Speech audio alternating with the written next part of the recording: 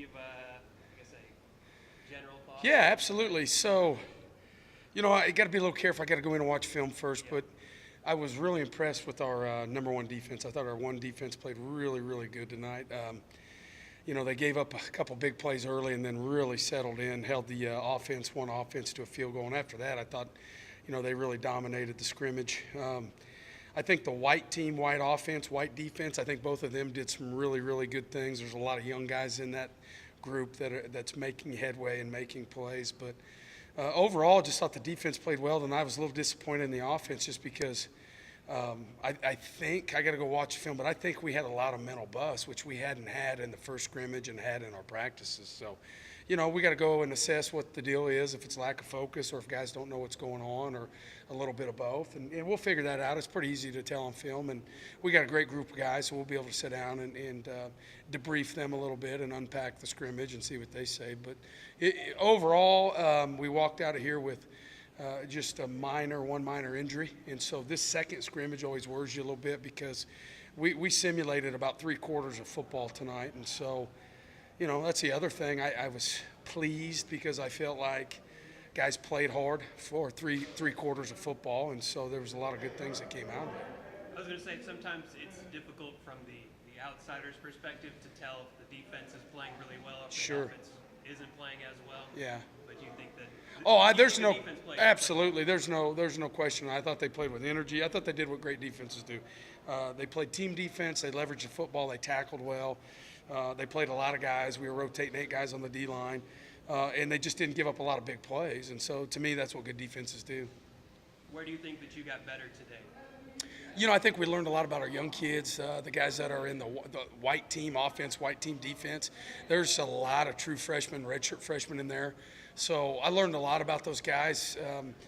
I think some of them are really close to being ready to play, and I think a few of them are, still 3, 4, or 5 weeks away maybe. And so, with the new redshirt rule this year, that's really gonna pay dividends for those kids. It really is, because as coaches, we know that we can play those players in 4 games and still redshirt them. And so, my plan is to take 3 bus loads full of people down to Baylor and 95 something kids and try to get them all in the game. And the following week we play here versus Angelo State, and same thing. And after that, week 2, really kind of assess where these guys are at. So I think that's the biggest thing I learned. What do you need to get accomplished in the next week or so? Depth. We've had some guys that were just a little banged up. Nothing serious, but they've missed a little practice, and they're young guys. And so, if you're missing 2-3 days of practice, you're missing inserts. And we got to go back and sit back down with those guys and do some reinserting with them. That's the number one thing I've looked at. Second thing is we got to get better blocking the blitz. I mean, that's just something.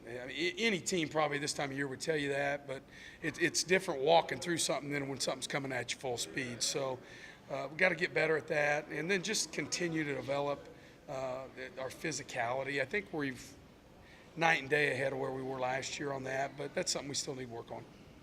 You mentioned it right then, that you mentioned to the team as well, that you feel like this fall camp has been maybe better than last year.